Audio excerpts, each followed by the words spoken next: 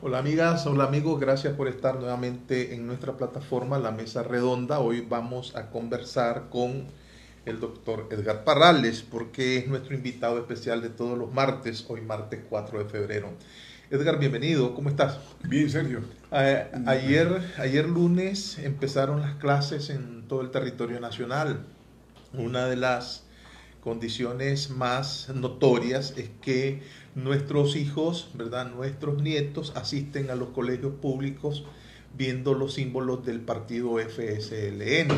Para nadie es un secreto en Nicaragua el adoctrinamiento que desde hace muchísimos años el Frente Sandinista ha venido haciendo en nuestras juventudes, ya sean las de primaria y las secundarias.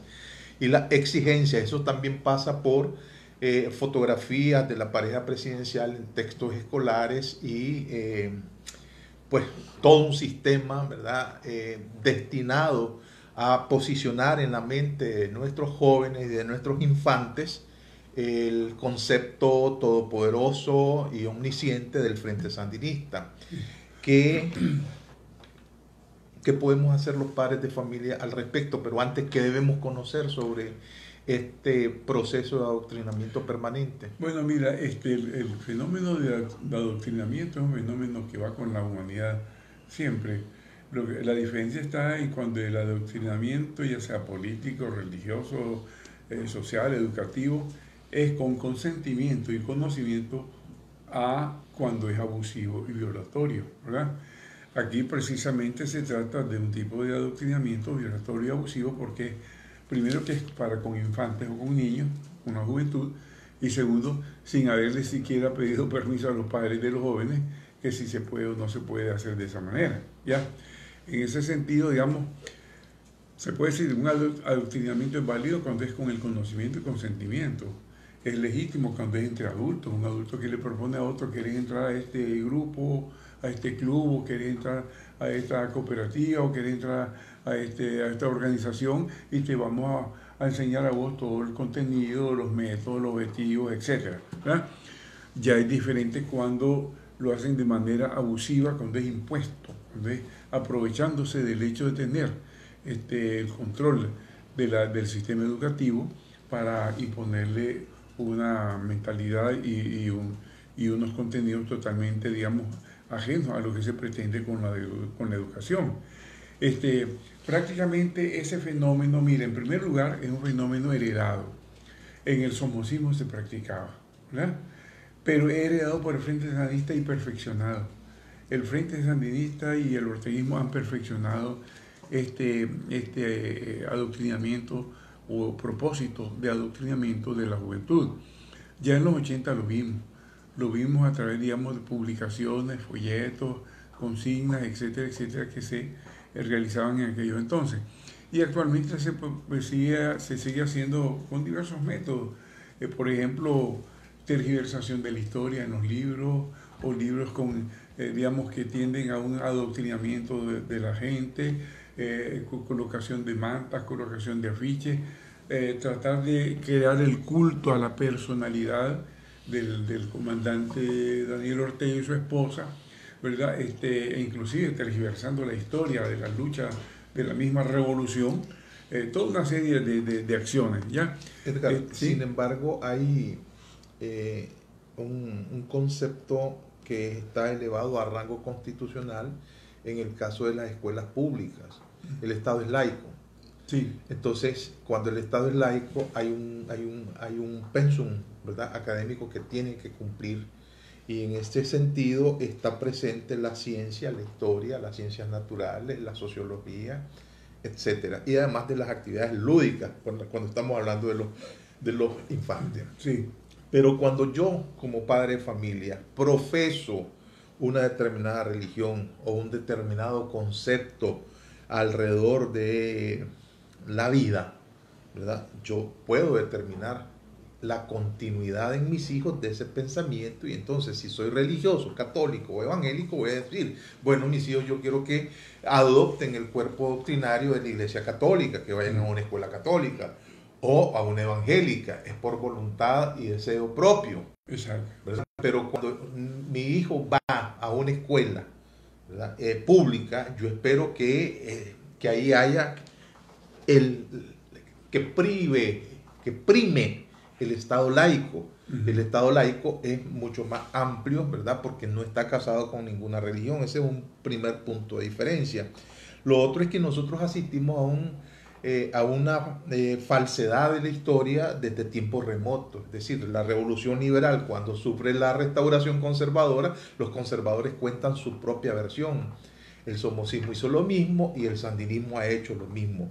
Entonces, ¿cuándo vamos a poder terminar con esta difícil herencia? Yo creo que esto se terminará cuando verdaderamente a la educación le demos una característica de formación crítica, a enseñar, porque, y fíjate, lo dice la Constitución en lo que respecta a la educación, lo dice la Ley General de Educación, lo dice la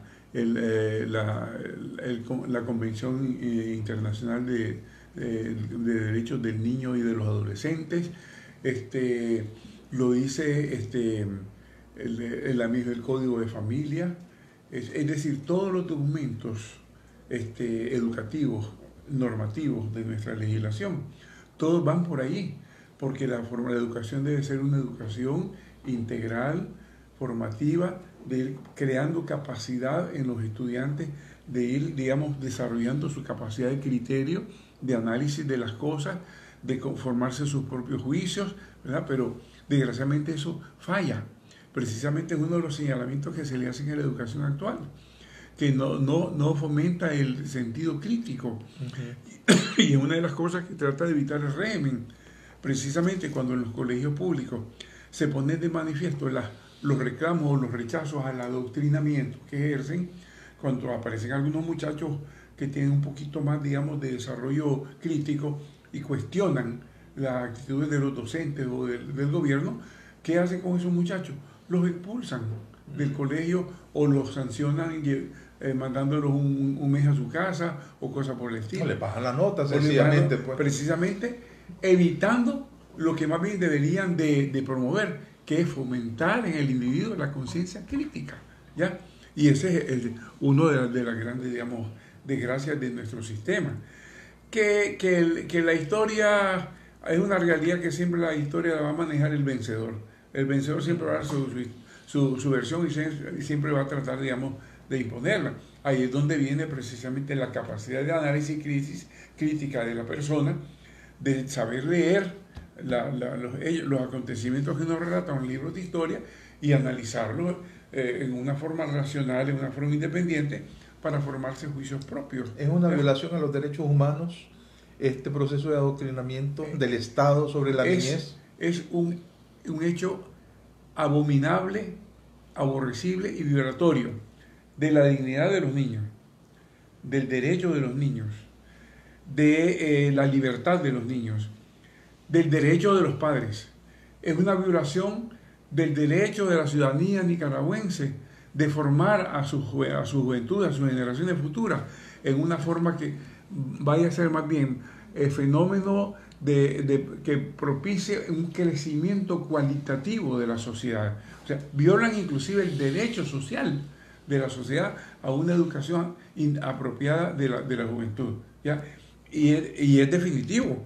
Fíjate que te metes a leer, por ejemplo, la Ley General de Educación, desde los considerandos, pasando por los principios y metiéndonos en los objetivos de la Ley General de Educación, estás viendo que todo eso se está violentando, todo eso se está tergiversando, todo eso se está dejando de lado para instaurar un adoctrinamiento basado en el curso de la personalidad, un adoctrinamiento basado, digamos, en la propósito de partidarización de la juventud y en un lavado de cerebro buscando cómo crear en la juventud una convicción dicotómica o maniquea de que la sociedad está formada por los buenos y por los malos, ¿verdad? Y que los buenos son precisamente los que lo están adoctrinando. Y ir formando esa mentalidad de lucha de clases que no tiene absolutamente de pedagógico nada, de formativo nada. ¿Ya? Violan todo, violan la Constitución, violan la Ley General de Educación, violan la Convención de los Derechos del Niño y de los Adolescentes, violan la ley de carrera docente, violan la ley del Código de Familia, violan todas las normativas que tienen que ver con la educación, definitivamente. ¿Cómo el padre, madre de familia puede contrarrestar este proceso de adoctrinamiento? Mira, en una sociedad en donde los mismos padres de familia tienen enormes carencias de formación personal, de que ellos mismos no fueron educados en una conciencia crítica, muy difícilmente, como fenómeno global, muy difícilmente van a contrarrestar aquello. Hay un cierto contrarreste, porque obviamente hay gente que tiene cierto desarrollo racional, cierto desarrollo crítico, y en todo caso hace un trabajo de contrarreste en su casa, pero mucha gente no lo tiene. Entonces mucha gente lo único que puede hacer es lamentarse. ¿Por qué? Porque no hemos educado a las generaciones sucesivamente. Tenemos una sociedad sin formación de criterio propio. Te lo digo, por ejemplo, esto mismo pasa con lo que sucede con los empleados públicos. En otros países, en donde la gente ha sido desarrollada con sentido crítico, el gobierno quiere imponerle a los docentes, ¿verdad?, que realicen su labor en un sentido partidario o en un sentido ideológico. Unos docentes que han desarrollado ese sentido crítico como gremio se paran en seco y le dicen no. En otros países sucede. Y vemos las huelgas de maestros, vemos las huelgas de sindicatos. ¿Aquí qué? Aquí todos los maestros se quedan callados. Una que otra voz mínima que resalta ahí, digamos, protestando, e inmediatamente lo eliminan. La mayoría se queda callado. ¿Por qué? Porque no han asumido un desarrollo de conciencia crítica. Y más que nada están llevados, digamos, por el temor de perder el trabajo y quedarse en la nada económicamente y sin poder resolver los problemas cotidianos de la familia. Y entonces tenemos una sociedad domesticada, una sociedad que no ha desarrollado ese sentido y ese valor crítico que le da al ser humano un desarrollo integral como ser humano. De esa manera lo vemos también en los sindicatos. Los sindicatos prácticamente, antes del santismo, había unos cuantos sindicatos que eran autónomos y que ejercían una labor de protesta sindical, de huelga, bastante efectiva y bastante, digamos, de impacto. Hoy en día, ¿qué hacen los sindicatos? Todos los sindicatos están sometidos a reglas. Unos incorporados a la política del gobierno y otros acallados, ¿ya? Entonces los sindicatos prácticamente no tienen ninguna relevancia actualmente en Nicaragua. Vámonos a cualquier otro sector. Los distintos sectores de la sociedad no han desarrollado la conciencia de su valía, de su libertad, de su dignidad, de su derecho, y sencillamente se aquietan y se dejan. Entonces, eso es una de las cosas que tenemos que cambiar. Con el cambio, el desplazamiento de la dictadura y el comenzar la construcción de una sociedad democrática, tenemos que empezar a formar valores en las personas, en los niños, los jóvenes, para que crezcan cualitativamente como personas, como seres humanos, y para que más adelante tengamos una sociedad que sea participativa en todas las decisiones públicas, que verdaderamente, digamos, comparta con el Ejecutivo y con todas las instancias de gobierno, comparta la marcha de la sociedad. No tenemos eso todavía, tenemos que crearlo, porque las sucesivas administraciones no se han preocupado de eso. No se me de ese punto. Ya me explicabas, ¿verdad? Ya nos explicabas a los televidentes que hay una carencia, pues, ¿verdad? Sí. De pensamiento crítico, inclusive en el seno de la familia. Sí. Y que en ese sentido, pues lo aconsejable sería que el padre y madre de familia le explicara a los contextos a los propios jóvenes, pero entiendo que no hay ni el tiempo, ¿verdad? Aunque se debería hacer un esfuerzo en esa dirección. Pero, sí. ¿Qué organizaciones, por ejemplo, de derechos humanos, los mismos sindicatos que está poniendo sobre el tapete, podrían recurrir de amparo ante las leyes para que el partido como tal desmonte este sistema de adoctrinamiento? Yo me haría la pregunta y se la haría, por ejemplo, a los seguidores que todavía le quedan al Frente Sandinista. Si ese proceso lo hubiese empezado el doctor Arnoldo Alemán, en 5 años hubiese rendido 2 resultados tangibles. Habría tenido a un estudiante que estaba en segundo grado de primaria, lo hubiera llevado a la coronación del fin de la primaria. Igual, ¿verdad? En primer grado, en primer año habría sido un bachiller ya adoctrinado, pues estaría brindando o rindiendo sus frutos.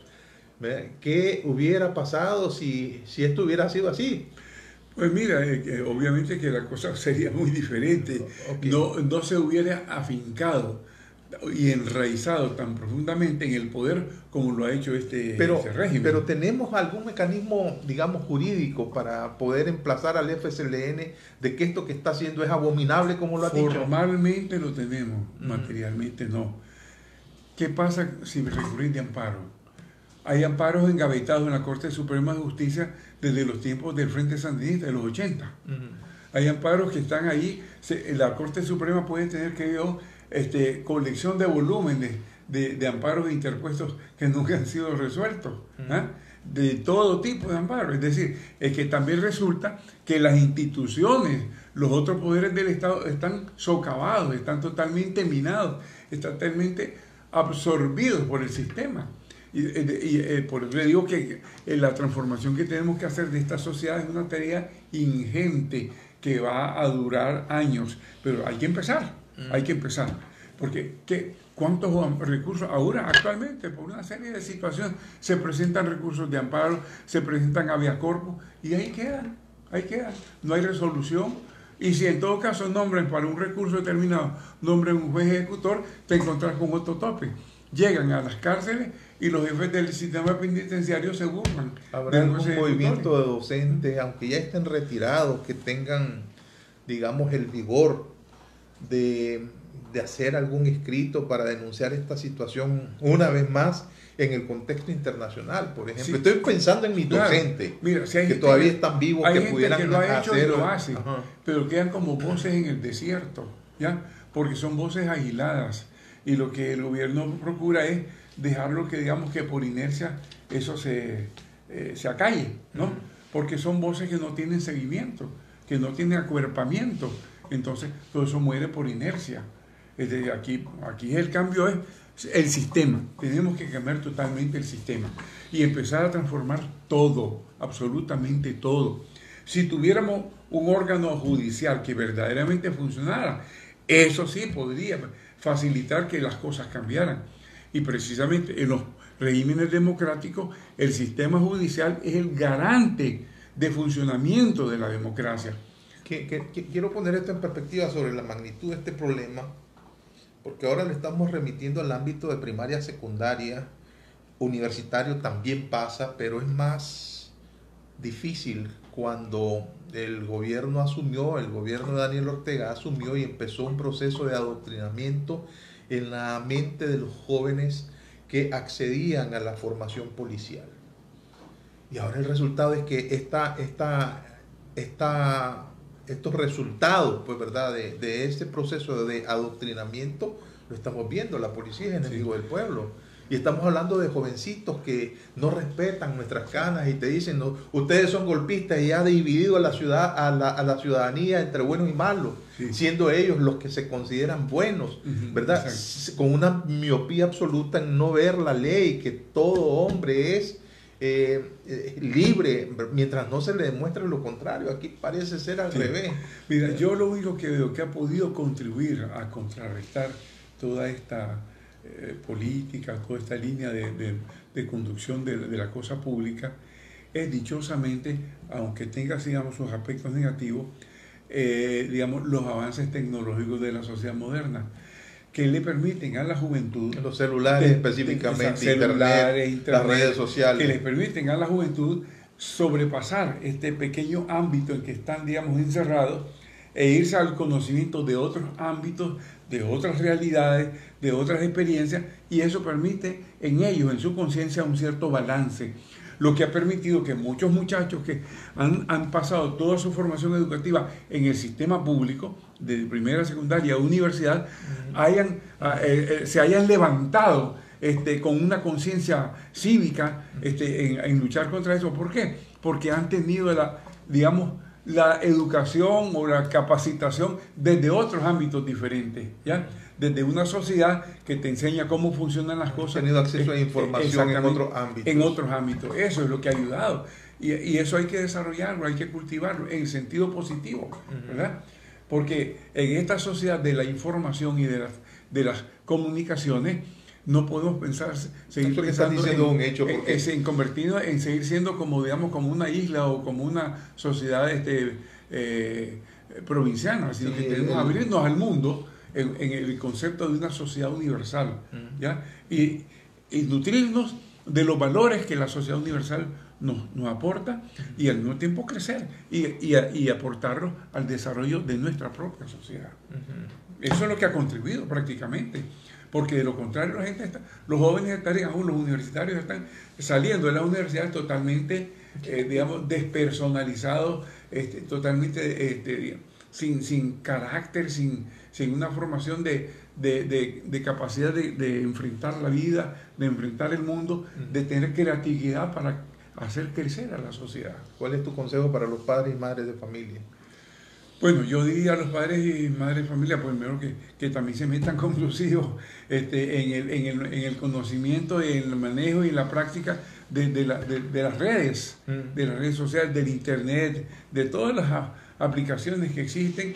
Que sean una especie de tutores que estén ahí monitoreando constantemente lo que ven. Que capten lo bueno, que capten lo positivo que nos viene de lo que la sociedad global nos ofrece, y empezar ellos también en el ámbito de la familia a hacer un trabajo, digamos, de